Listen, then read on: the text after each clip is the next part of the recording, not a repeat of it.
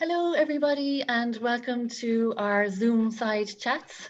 How did she do it? We're delighted to welcome Kela from Dunowen House here this morning. We started these Zoomside chats really just to have chats with inspiring people who have maybe pivoted in their careers or taken a career path that's a little bit different than the ordinary. And Kela certainly has done that. As she said herself, her career path has more plot twists that would make her head spin. So we're really interested to hear her story. So Kela moved to West Cork in 2013, same as myself. I moved back from France in 2013 and moved to Clonakilty. At that time, my kids were 6 and 8, and my husband was working abroad, so he was away a lot. I'm a qualified accountant, and I wanted to continue to work, but I couldn't find flexible work. And so that's when Employmum was born. And that's how I ended up living and working in West Cork. So Kela moved here in 2013 as well. We're delighted to welcome you here to our second edition of Zoomside Chats, Kela. And really interested to hear your story. So take us back to 2013 and what had you done before that and how did you end up in West Cork? I think I ended up here by accident. We lived in Dublin. We're Dubs. We're probably 7th generation Dubs, and always worked in Dublin, and my family was in Dublin. But over the years, as we got a little bit older, into our 40s, Stephen and my husband Stephen and I were always talking about, gosh, we'd love to do something different. And every summer we'd go on holidays, whether here or abroad, and we'd start thinking maybe we could do something like this. We would be fans of always doing self-catering, especially when the children were smaller. It was just easier. And so every year, no matter where we were, we'd go and look at a house. It could have been anywhere in Ireland, and we'd just sort of contact estate agents and turn up at different places, and they were never quite right. And then really just by chance, looking at the property pages one Thursday or Saturday morning, we found a property that was for sale in Clonakilty. It wasn't here. And the next weekend we came down to have a look at it. And it wasn't quite right. But while we were down in Clonakilty, we were saying, God, this is a fantastic place. We'd only ever been here once before. And Steve and I were sitting in the Inchydonny Hotel having lunch, like feeling a bit depressed that the other house wasn't what we were really looking for. And by chance, I went on to myhome.ie and Dunowen House popped up. And I had remembered reading an article in the Sunday Times earlier that year with the previous owner, and I couldn't believe it was still for sale. So we managed to get in, well, we drove by, looked up the driveway and thought, yeah, actually that looks really nice. And then the following weekend we came down and had an appointment, had a look around the house, the grounds, and then we left. And I remember Stephen and I getting into the car and saying to each other, like we either do this or we never do it. We, it's, as they say, get off the pot, really.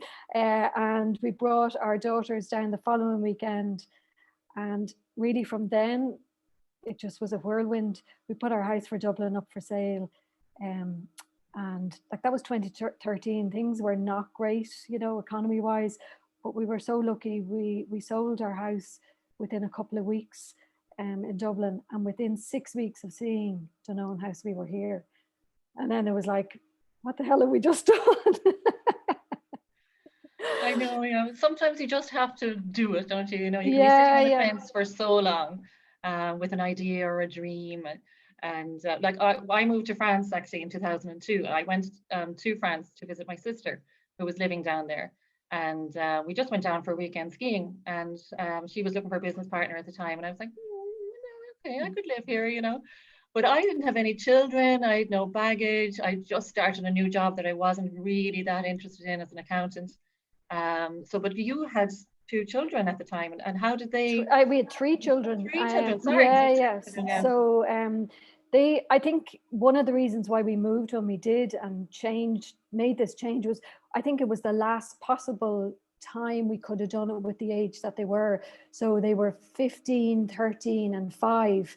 Okay. One was doing his junior cert, our middle daughter was starting secondary school and our youngest was starting primary school. So they were all like big times, and they'd already spent a term in Dublin in those years. So it was a fair, when I think about it now and I talk to the kids now, they do say to me, it actually was a huge move for them. I think because we were so wrapped up in the moment of doing this and the stress of it, and I can't believe we've done this, and what are we going to do? This is not something we've ever done before in terms of business. That, you know, it was really a whirlwind. But do you know what? The kids were so good. The community down here was so good. Schools were excellent. Okay, we had our ups and downs, but really they adjusted well. I think if we had left it any later, one or two of them wouldn't have come with us. And I think that would have been a shame, because the move out of a city down to a rural location, a totally other way of life, has given them, you know, a view that you can live a different way. You know, you don't have to stay on the same path. And I think they respect us probably more. They see these crazy parents who went and chucked in everything and have done this. So yeah, I mean, it was like you said, it was a totally different type of career move. We had never done anything like this, so our previous backgrounds working with what we didn't really set us up for this, but in a way it did, when you look back now and realize the experience that you gained and the talents and the skills that you developed over those years. Actually, they never go to waste, even if you totally change what you're doing. Absolutely, all those skills are transferable. And what were you doing, Kela, in Dublin before you moved to West Cork? I worked in marketing. I graduated way back in 1990, one of the probably first sort of years where marketing was being taught in college, and it was seen as like an exciting career. So I started initially working as a management consultant, training management consultant it was Arthur Andersen then, Accenture. That probably wasn't what I should have been doing, because it was very rigid and totally not marketing related, but at the time it sounded so exciting. So I didn't last long there. I think I had just over a year. And then I took a role as a marketing manager, business development manager with a subsidiary of ESB International. It then became a standalone corporate finance and treasury company. So on paper, it wasn't traditional marketing, but what it gave me was fantastic opportunity to work with a startup company and go to countries that I never would have gone to. I went out for a period of time to set up an office in Prague in the mid-90s for the company, and it was only a couple of years after the Velvet Revolution in the Czech Republic. So it was really exciting seeing a country move from a communist controlled era to becoming really like embracing capitalism, and the opportunities there were fantastic, and the life was great, and I was young and free. So yeah, that was probably a really important point in my career, and I met my husband in that company. Okay. So after a period of years, then I said, okay, I needed to move on, and I got a job working as a marketing director for one of, at the time, Ireland's main jewellery manufacturers. The jewellery manufacturing industry in Ireland was quite vibrant back in the 90s, early 2000s. And I was very fortunate to get a job working with this company who, again, were sort of starting on a new path. The market in Ireland, there was a lot of tourism, there was a lot of gift buying, there was a really good time in the industry, but nobody was really creating brands. It was like jewelry was seen nearly as a commodity. Make it, put it in the shops, and then it was up to the retailer to sell it. So what we did was we started looking at how could we create our own brands, jewelry collections, and things that would be different to what was coming in from abroad, things that were uniquely Irish. So I was really lucky to start working with John Russia and creating his jewellery collections around the time when he was working with Waterford Crystal. And yeah, on and off, I worked with that company and with John Russia for about 10 years. That was a great time as well. So none of those are anything to do with. I mean, so you bought this. What condition was the house in when you bought it? Dunowen house. Well, it hadn't been in too bad a condition, the main house. So I don't know if people know, but Dunowen House was the home for 30 years of Noel Redding. Noel Redding was the bass guitarist with Jimi Hendrix Experience. And when Noel left Jimi Hendrix around the Woodstock time, he was suffering from sort of burnout and everything else that went on in the 60s at that time, late 70s. So he moved to West Cork. He was English, but moved to West Cork like a lot of creative people did at that time. He bought an own house and he lived here and he died here. Unfortunately, he didn't get a good deal out of the Jimi Hendrix estate, say, when he left. So for a lot of his time, he was fighting to get the royalties and the money and the recognition that he did deserve. So there was never a huge amount of money put into the house. So when he died, it wasn't in a great condition. And then a number of investors bought it, including the pop star Nick Kershaw. And they started to renovate the house. After a period of time, that arrangement didn't work out, so the house and the market collapsed here, really, the property market. So the house came up for sale and was for sale for a number of years. So when we came to see it, the main house wasn't in bad condition, but what we really loved about it was that there was outbuildings. I'm sitting here in the coach house, which was one of the derelict outbuildings, and then there was a cottage that was also not in great shape. So we spent the first year sort of doing those sort of refurbs, finishing off the house, decorating it, doing up the cottage, living in that for a period of 18 months while we renovated the coach house. And then we moved into the coach house in 2016. So now we have the main house and the cottage available for guests. Fantastic. And did you do that yourself, Kela, and your husband, or did you get in labourers to help you? Or did you roll up your sleeves and start painting, or like what? Things like that. I'm not good on the old brickwork, but we were very lucky that we worked with a local architect company in Clonakilty called Edge Architects. Okay. So they worked with us in trying to get the most out of the derelict properties that were here. And then we found a great West Cork builder down out of Bantry, and he worked with us on building the two houses. But things like decorating and refurbishing and furnishing and all that, and the gardening and all that, we do ourselves.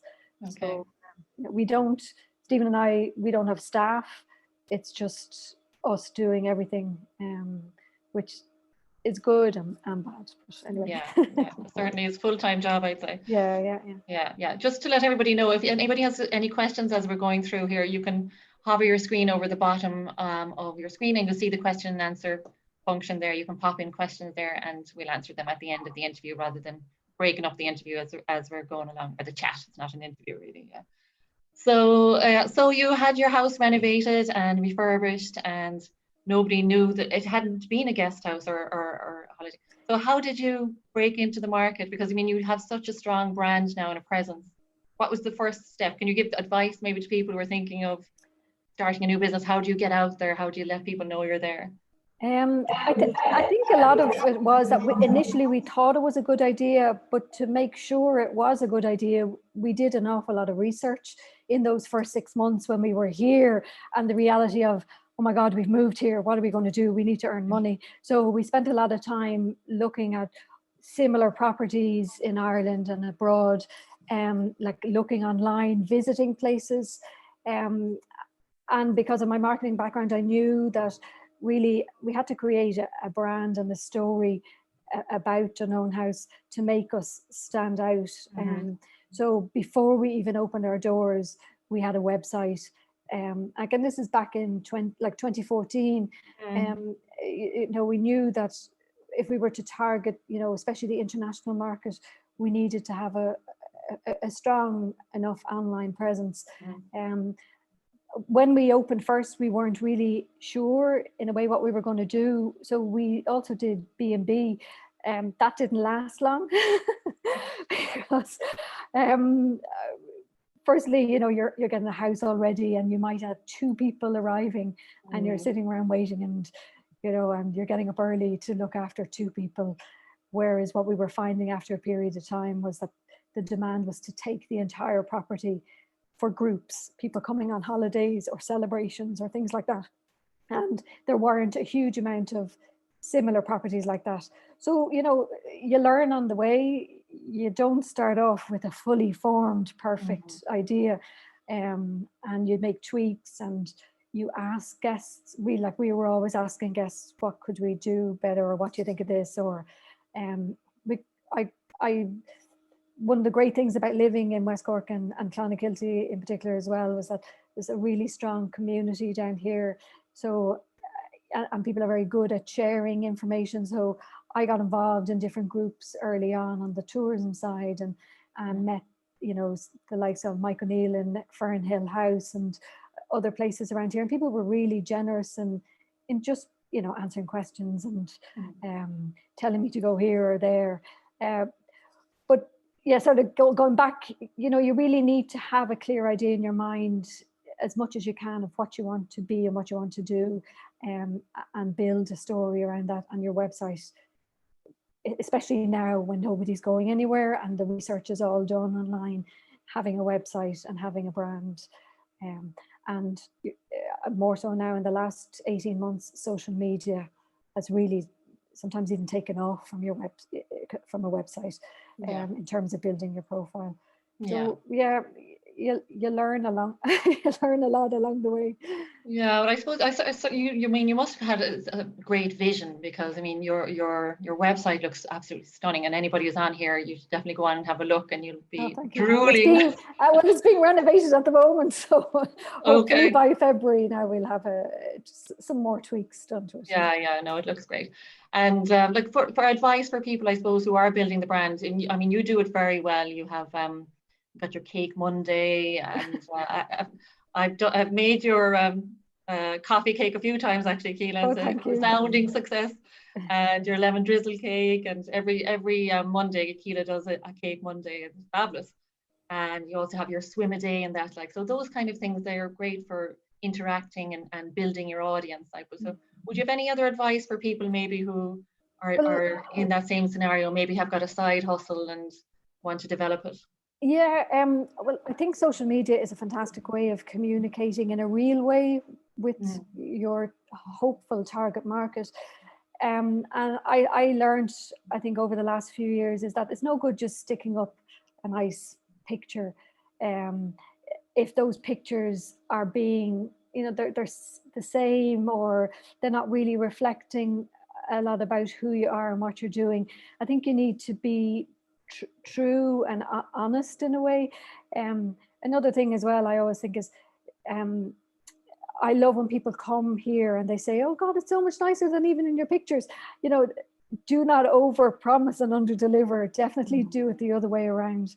But on the social media side, I think it's very important to share a bit of who you are in real life and your personality, because I think people can relate to that.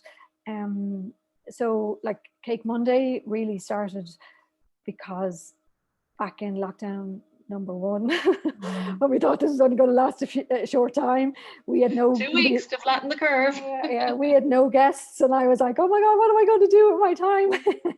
So I started. Mondays are always a fairly quiet day, so I said, okay, well, I'll make a cake. And then I said that got a good reaction, and so I kept that going. A year later, it's still going. And you know, with that, it's a great way, your social media, of driving people then to your website to find out more or improve traffic to your website. So like I always have my recipes on the website, and you're not just sort of preaching then at people. I think you're sharing, and I think that's what people like as well. They want to maybe get something from you, you know, a little bit of insight, or just, you know, you're not doing the hard sell. Yeah. I hate seeing people on social media and you just feel they're selling at you constantly. You need to just, I think, be real and show a bit of who you are, good and bad. Yeah. Be human. Yeah. But yeah, and you know, you're kind of inspiring as well, like you know, and also living the God, I don't dream to know. a certain extent, you know. I certainly, you know, you go back to living in Clonakilty in West Cork, like I moved a lot around, like, you know, in my life. But I actually feel like I've won the lotto living here, like, you I know, know, and I yeah. mean, I genuinely mean that, like, you know, it's just such a supportive place to live and work, I think, you know, and And not I too think far then either from yeah. Cork City or, you know. So. And I think sometimes we take it for granted, but it's only when, like, I've gone for a swim down on the local beach here, which is well within our it's well within 1 kilometer, and I'm able to go in, and it's a fantastic way of just clearing the head and screaming your head off. I know. A few things at this age in life that you can go in and scream and no one thinks there's something wrong with you.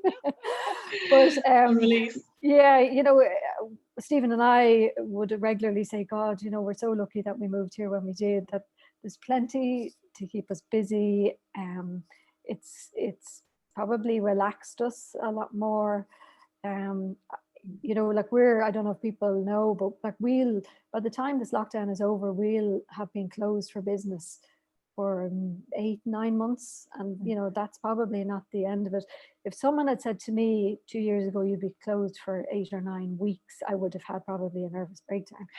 But, you know, I think what this is, being here, and I think you learn some resilience as well, that you can cope. It can be very hard, you know, but maybe this West Cork life gives you that. Just, you know, it'll be okay. It'll be okay. Yeah. So going back to the building up your brand and that, and you know, like you're very often in newspapers and magazines. You seem to get an awful lot of PR and great PR, you know, and you're in the Blue Book as well, is that right? Yeah. That was fantastic. So have you any advice for people on how they can get some coverage, or, you know, get some media coverage or traditional media coverage then, you know? I think what you need to do, what makes it easiest, is if you basically write a story, don't just contact a journalist or a blogger or something and say, here, I have an idea, what do you think? What I always found that the best sort of hit rates I had with getting stories in media and magazine is that if you nearly gave a journalist a fully formed package of background, you know, information, you know, nice quotes, you're a really good story and very strong images to go with it, it's very hard then for someone to look at that and put it in the delete pile, because you've made their job quite easy. You know, that it's there, they can cut and paste and they can take bits out that they like or discard bits that they don't, but really good images will always attract the eye.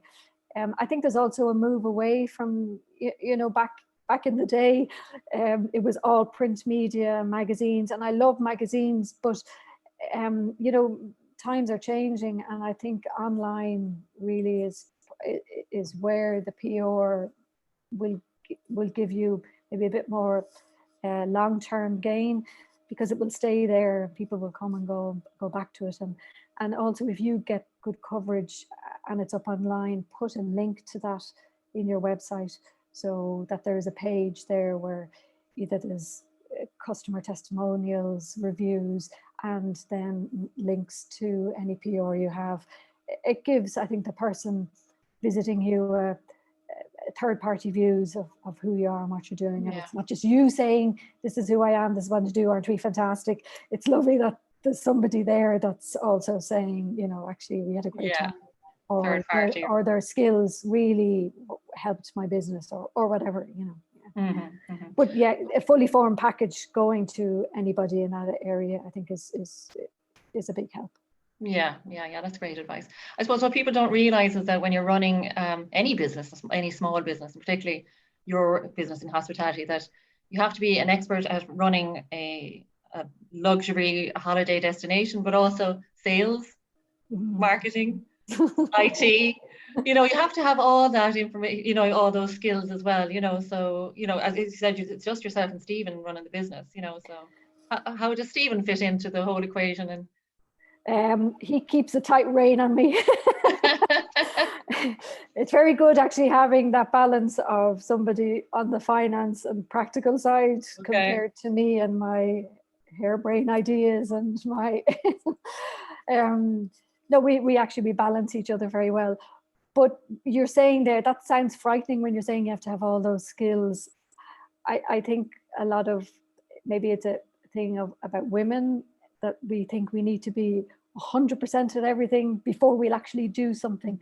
Whereas I think an awful lot of, you learn a lot as you go along, and actually you probably have, you know, some of the skills in there, and if you just throw yourself in, you know, you'll learn, you'll get there. You might make a few mistakes, like we've made mistakes along the way, definitely, but you know, you don't have to be fully formed 100% perfect before you even start, you know. That would be my. And so when you were making the big decision, I suppose, to move from Dublin to West Cork and change your career completely, did you have a mentor or a coach, or did you have anybody to talk you through it or help you, or like how did you have the courage, I suppose, to make this I change? didn't have a mentor or a coach, and probably, well, maybe if I did, they might have talked me out of it. I know.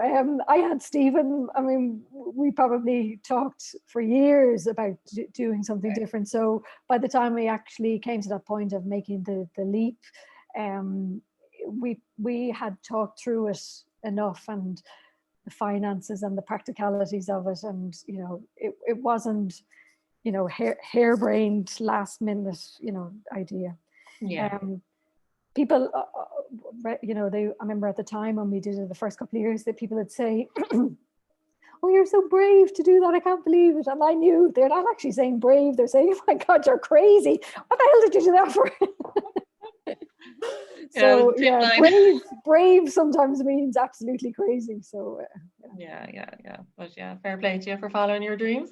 So would you have any regrets now, Kela? I think the only regret would be that we didn't do it sooner. But then we probably wouldn't have found here sooner. And because this house was for sale for nearly 3 years before we actually bought it, I think you know, I think that it was there waiting for us. I often say that, God, no, this was the place for us. So I've absolutely no regrets. Fantastic.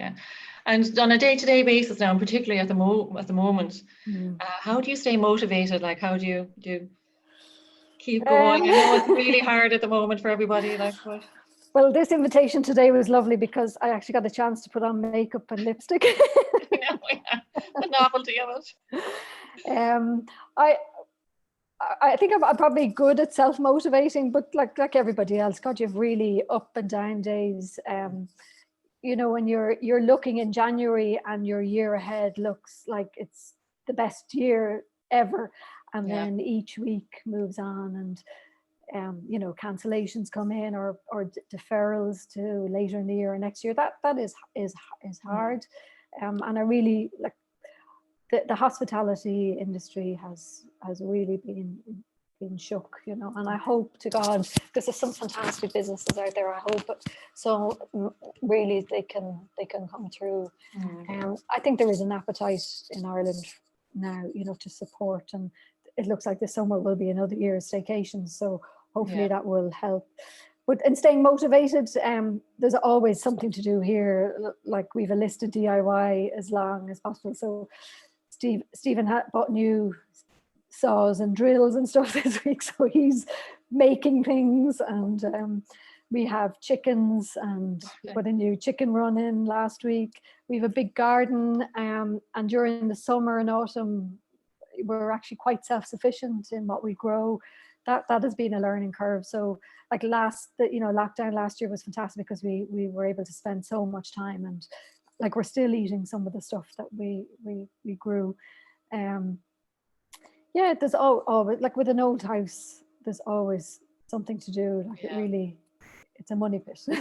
I know. And how big are your gardens there? Is like I we've see somebody 4. walking around there in the background. Oh yeah, that's what I was doing. We knew he was going to make an appearance. He's dressed, is he? Didn't expect you to say. We have 4 acres Okay, of wow. grounds. Yeah, so and we're very close to the sea. So yeah, there's the beach is just at the bottom of the laneway here. Okay. So we're in a very sheltered spot though. So yeah, Nice. there's loads to do. Plenty of Wow. grass to be cut. Yeah. And so if people wanted to come and stay in your place, you've got the whole house that's for rent completely, is that right? So we have the main house, which has 6 bedrooms and can sleep up to 18. And then we have the orchard cottage, which is in the wall garden. And that's a 3-bedroom cottage and that can sleep 5. So they can be booked independently or they can be booked together. So we do small weddings. Like the week before last, we had a wedding here for 6 people plus the couple. So that was fab, gorgeous. They stayed for 3 days. Actually going to share a picture of that wedding now tomorrow. That was a real light on the horizon there, I have to say. Yeah. But like we would do weddings up to 30 guests. Back in the good old days, most of our weekends out of season were hen party or birthday celebrations. So we could have 23 ladies coming and staying, and they'd come on Friday and leave on Sunday, and we'd go in and we'd cook a dinner party on one night. But then from June to the end of August, we have families, Irish and international. We get a lot of people coming every summer, every second summer, multi-generational families coming and staying for a week. So you could have 14, 15 people staying in the house, grandparents, grown-up kids, grandchildren, and just basing. I have a significant birthday coming up this year, so you're planting ideas for me. That sounds great with a gang of girls to. Yeah, when we can all get back together again. Yeah. And am I right? Do you do the catering there, Kela? Or? Yeah. So I do all the cooking. Wow. I would have always been interested in cooking just as a hobby, but it just started by accident here, and that guests were coming and they were saying, "Oh, do you know anyone who cook us dinner while we're here? Don't want to cook every night." And I'd say, "Okay, well, I could do that." And then it just evolved from there. And now most weekends, most guests staying or weekly stays, they'll book at least one dinner in, or like we do the catering for the weddings. We do a lot of vegan and vegetarian food, a lot of fish, obviously, because we're around here, we're surrounded by the sea. So Union Hall, I get all my fish from Union Hall, and so I'll do what anyone wants me to do. Fabulous. Sounds absolutely fabulous. Where do I sign? Okay, so and they can find everybody can find you online at dunowenhouse.ie. Dunowenhouse.ie, or follow us on Instagram, Dunowen_house as well. That's where I'll do something every day. There'll be a picture or some post every day. Yeah. Beautiful. Okay, we're going to move on to our rapid fire questions. So, oh gosh, okay. My printer actually broke, would you believe, just before I decided to scribble everything down really quickly. Okay, so best holiday you've ever had? Gosh, there's 2 that come to mind. When we lived in Dublin, we did a house swap one year, and we ended up for 3 weeks in Vancouver Island in Canada, just off Vancouver City, and that was a fantastic holiday. The kids still say it was probably the best holiday. Somewhere we never would have thought we didn't even know about Vancouver Island, but that house swap we did a few house swaps when we lived in Dublin, and they always worked out really well. Okay. More recently, we were supposed to go last year, we were supposed to go this year, but I don't know whether it's going to happen, is Stephen and I love Greece. If we ever move from here, we'll be on a Greek island, I think. So I spent a summer on a Greek island. Oh yeah. So we love Greece, and we love mainland Greece. So Fab. Favorite restaurant? Oh, I love Pilgrims here in West Cork. That would be our treat, and Sadie and Mark are fantastic. They're very inspiring. We also love the likes of the Lifeboat Inn in Corkmac, or anywhere in Glandore or down in Baltimore. There's nothing nicer than a summer's day sitting outside any of those restaurants. And Pilgrims is in Rosscarbery for anybody who wants to check that out. Your best housekeeping hack? Oh God.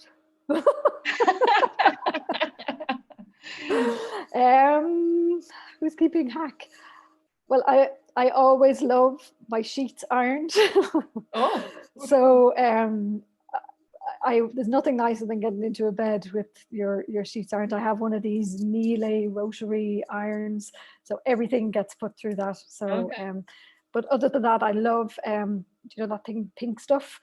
Oh yeah. Yeah. So the sort of, that's fantastic for bathrooms. So That works, does it? yeah. Instead of using bleach or anything like that, pink stuff Okay. is great. All right. Okay. Excellent. Favorite movie of all time? Oh gosh. Oh, that's a hard one. There's a load. I have to say I love a good weepy every so often. So Remains of the Day would always come to mind, or La La Land gets me at the end. Yeah, Always. I love that.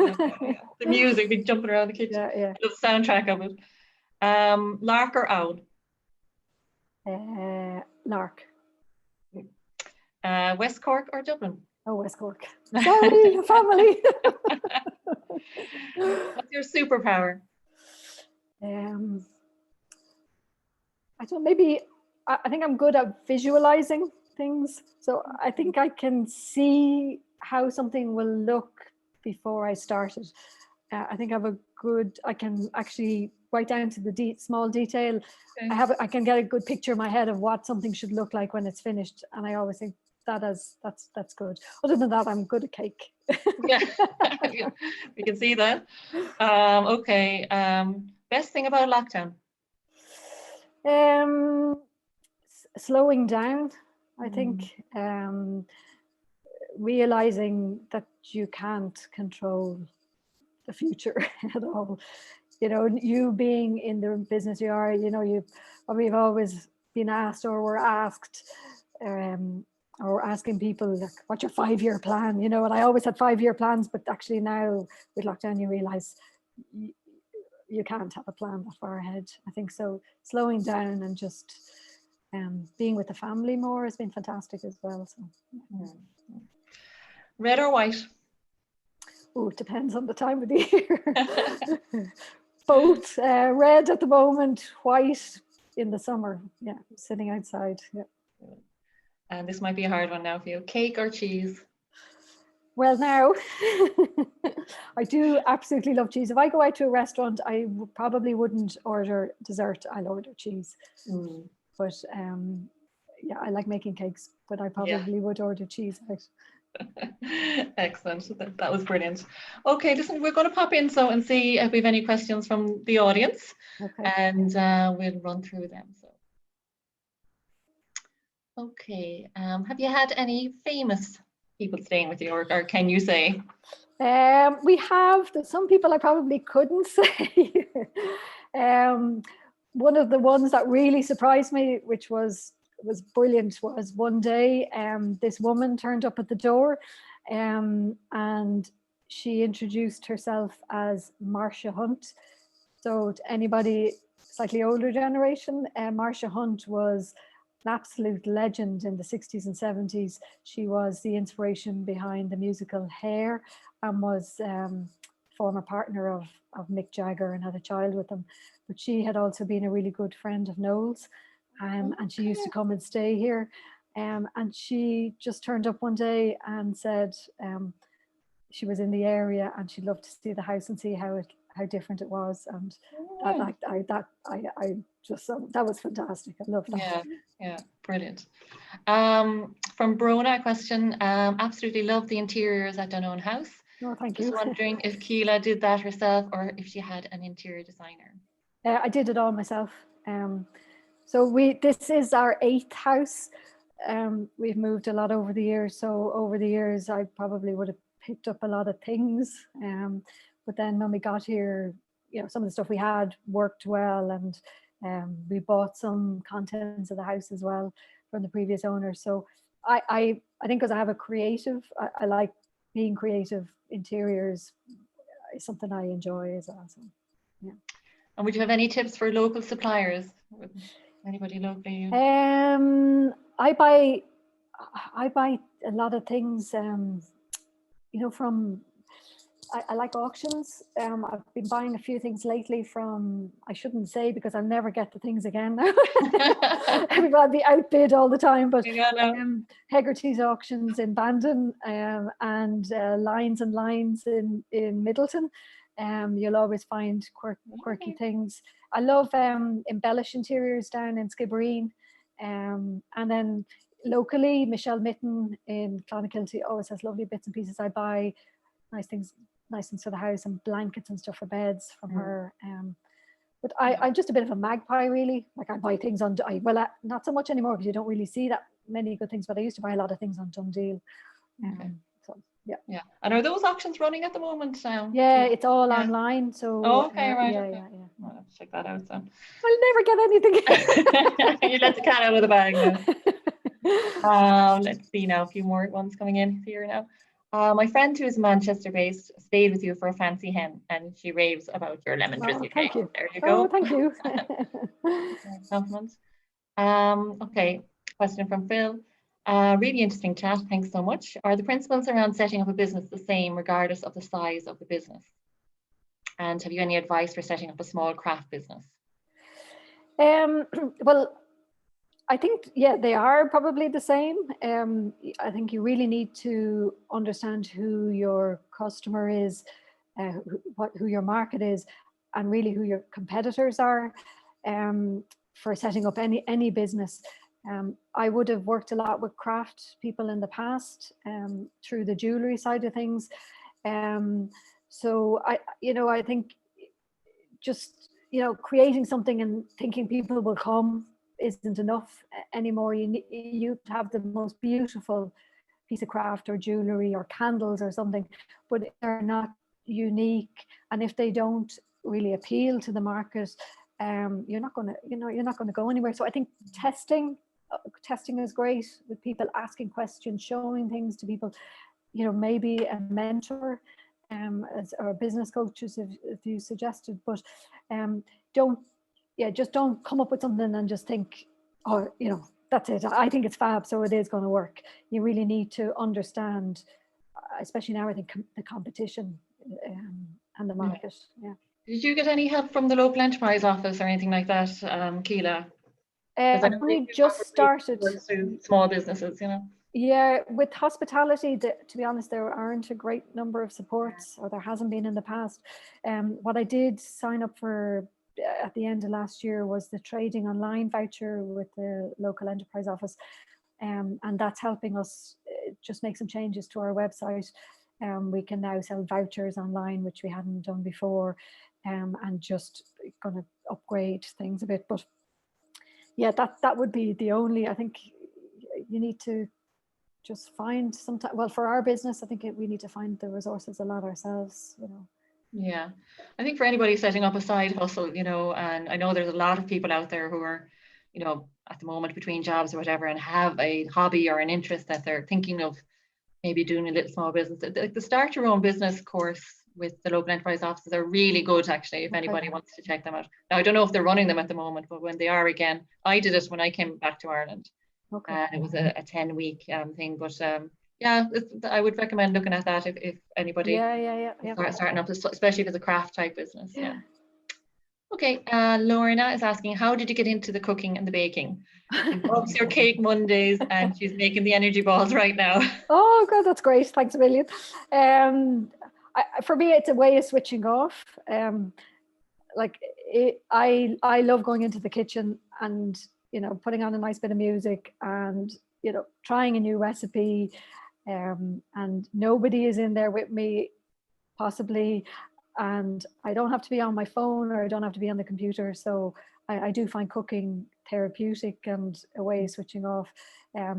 I did when we lived in Dublin, I did a couple of cookery courses, like day or week-long ones. I'd love to go abroad somewhere, to Italy, and just do like a 3-week immersive one. But I think if you can read, you can cook, and I think if you can follow a recipe, you'll get there. So yeah, I find a great way of switching off. It sounds like it's your me time for you then. Yeah. It is, yeah. Okay, from Helen, we're jumping around a bit here now, but These just the way the questions are coming in. Okay. Any questions learned on what not to do when launching your business? Great chat, thank you. Oh gosh, what not to do?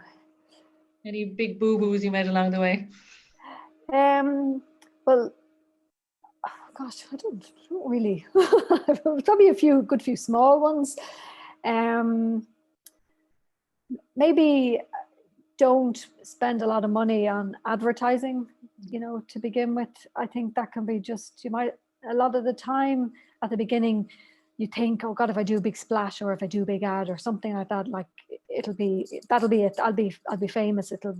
But sometimes if you don't really understand who you're targeting or the medium that you're advertising in, are they targeting your customers? You can waste your money. You might as well just bring it out and stick a match to it. So you really know if you're going to promote yourselves and it's going to cost you money, you need to make sure that who you're promoting with are going to get to the customers that you need. Even if it sounds like a fantastic bargain, the bargain of the century, the advertising they're going to give you, the online or whether print, it's not a bargain if no one is actually going to see it. So that would probably be one of the lessons at the beginning, doing glossy ads or doing things in publications that were doing nothing for us. Yeah, I totally agree with that as well. Like we spend very little money on paid advertising, and we, the PR is much better. I spend no money on advertising now. Absolutely no money. Yeah. And as you say, if you have got your package wrapped up nicely for the journalists and written in third party as well, then they can just take that, and they're always looking for space to fill. Like yeah. Do Kela and Stephen have horticultural backgrounds, or are you learning as you go from learning as we go? Definitely learning as we go. If I could just find a way of controlling the weeds in our garden, I would, in my dreams before, I would have loved a really formal garden, those lovely sort of Victorian gardens. But actually over years, you just realize here, you just have to go with nature. You can't control, especially when it's only us doing it as well. If I had the money to have a gardener, maybe there'd be more shape on the place. But, I think you just need to try things. Some things grow brilliantly, other things don't. You just don't grow those again the next year. Potatoes are always fantastic. Pumpkins, herbs. We have a greenhouse and we grow a lot of salad leaves and things like chard and kale and things like that. They're great. Tomatoes in the summer. But like you could plant a whole packet of seeds of tomatoes and then they all come up together and you're like, oh my God, what am I going to do with all these tomatoes? So then the next year maybe don't plant the packets of tomatoes. So definitely learning as we go. Yeah, well, with 4 acres, I mean that's a massive site that you have. A lot of it is grass, and then we planted a lot of trees as well because we lost quite a good bunch of trees in Storm Ophelia a few years ago. So we've planted about 1,000 trees and bushes and things like that over the last few years. So that cuts down on the grass cutting. Yeah, well. The job in itself. How did you manage the shift from city to rural life? I think it was difficult at the beginning. We moved like in the winter. We came down here at Halloween night. We moved here from Dublin. So we were coming here to a place we didn't know anybody in the dark winter, and then trying to set up a business that we were going to open the following summer. I'd be very close to my family, and my friends in Dublin, and I really missed that. But then, over a period of time, you just sort of get into meeting people down here, and after about a year, we realised probably we had a better social life in Clonakilty than we had in Dublin because a lot of people are in the similar businesses down here. So like a Monday and Tuesday could be a night off down here. So like a Monday and Tuesday is a great night out, because anyone who works in hospitality, Thursday, Friday, Saturday are always the busy nights. So there was always somebody that you could go out with. But no, it's been a good transition. A lovely message from Anne here. She's saying, lovely to sit and listen to you both chatting. completely agree about living in the Clon area, wonderful area to settle in with a creative community. Yeah. Thank you. Or yeah, so she's lovely comments there. Yeah, so that's the end of the questions there. Listen, a huge thank you, Kela, for coming on here today and for being so honest and open, Thank you. sharing your tips and the story of your journey. It's really, really interesting. I hope I haven't scared anybody off now. I mean, quite the opposite. I think I'd say we'll have people looking at the auctioneer site, see what they can buy down here. Oh yeah, I know it's difficult at the moment, but you know, I think you know, with your strong brand and that, and you'll be as busy again as soon as we get up and running. I'm certainly going to be researching having my significant birthday. I'll make you a cake and all. Lovely, sounds great. Listen, thanks so much, Kela, for your time. No, thank you. We're recording this and we'll be having it up on YouTube. So if you want to share it with anybody who wanted to come along, you can share it. And so next week we have Victoria Lawler from Pivot Coaching, and she's going to be talking about self-care as you work from home and how to mind yourself and tips and tricks on that. So Helen Walsh, my colleague, will be doing that, and be the same time next week at 11 o'clock if anyone wants to tune in, and I'll be sending you all emails about that anyway. So thanks everybody for coming and for being such an interactive audience. And again, a huge thanks to Kela from Dunowen House. And we'll see you again. Thanks a million. Thanks.